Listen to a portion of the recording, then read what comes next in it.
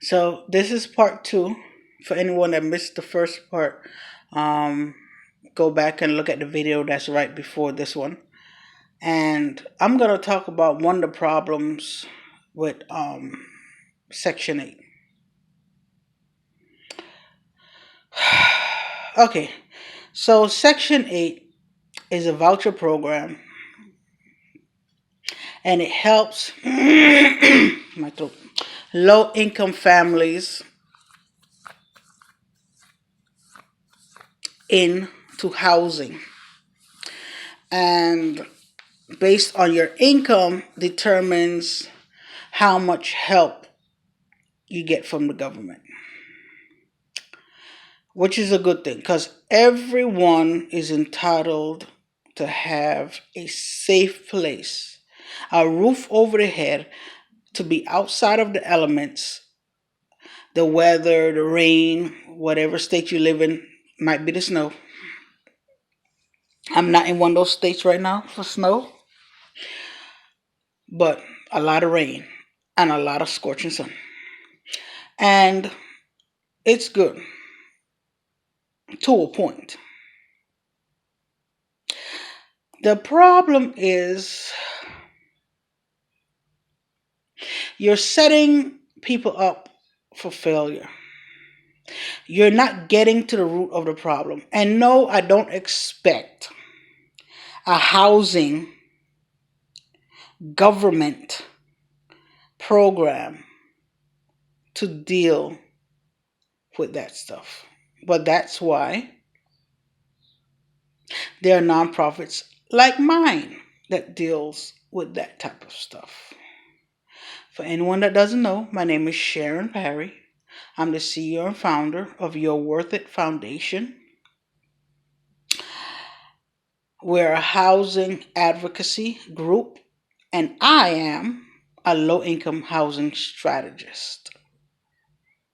Now let's move on to what came on here to talk about. So, there's something missing, and you have to deal with the fact of getting the person out of that area, of that mindset that they're in. Because there's a high tendency that when parents are on Section 8, is not every case. A lot of kids have come out of it. So I don't want to see nobody in the comments tell me no foolishness. I'm talking about generalization.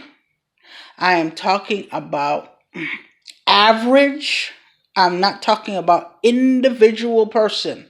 Like Tom came out. No. So let's stay focused here. There's a high tendency of when parents are under voucher, Section 8, that their kids will be on the same program. There's a high tendency. Okay? So you have to ask yourself, if you really, really want people free, and most of the people that are on these programs are black and brown people. So let me just add that. So we have to ask ourselves, I'm not saying that there are no other types of people on these programs. I'm talking about average. So, talking about average. So, we have to ask ourselves, what is missing? Well, I have found out what is missing. The government needs to implement some teachings on budget, some teachings on finance. The government have to implement these things when the person, because this is exactly what we want to do in our company. This is exactly what we do. When your child is a certain age, probably more than likely teenagers. Well, it is based on the child. Some children are more mature than others, and some children are not. Okay, that's why I say teenager. But my daughter, for example, she learned a lot of things before she became a teenager and she understood them. But I'm trying to be, generous with the age here. Teenager. I'm talking 13, as young as 13. The 13-year-olds need to go to these classes as well. Because what we're trying to do is get people off of these programs, not have it for generation after generation after generation after generation. We're not trying to have that. We are not trying to have that.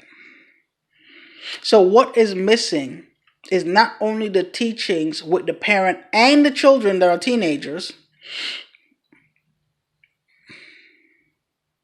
but also a budgeting, meaning that there has to be some type of program implemented to get these people, if they don't have a job, training for jobs, and you'll have more people in the workforce. And the people that do have jobs and they're not paying enough to support their family, better jobs. And this is where the government might not agree with me, but it is necessary.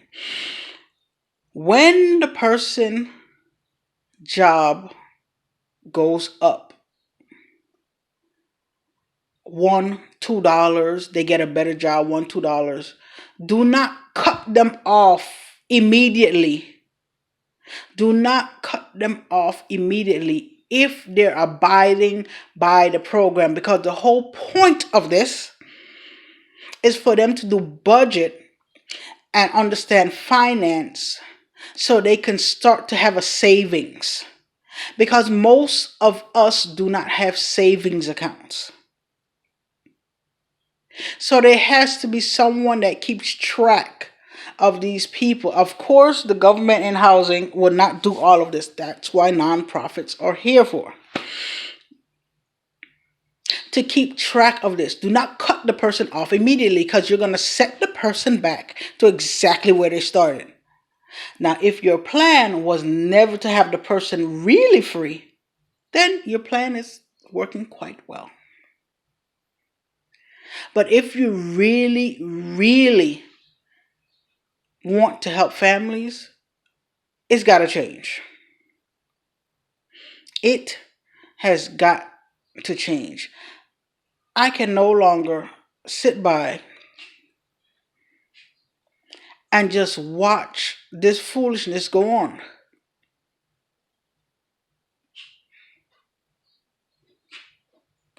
And I'm going to touch on affordable housing, but I'm going to leave this video talking about Section 8. Because our plan in our company, our goal in our company, is to get these families who are on Section 8. All of our houses are not for Section 8, but the people who are on Section 8, they need to get into houses that they can afford, the taxes aren't too high, that is affordable for their income, and they have to do these classes. It has to be done. It has to be. Otherwise, you're just going around the same circle over and over and over again. Aren't we tired of going around the same circle? Aren't we tired? I know I'm tired. That's why I stay up at nights, to learn.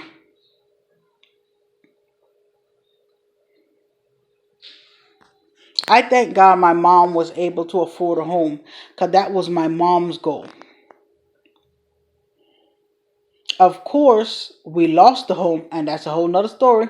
That is a whole nother story. Again, with her. That is a whole nother story. My goodness. But we have, for Section 8, stop enabling people for failure. Stop this foolishness. It has to end. And it has to end now.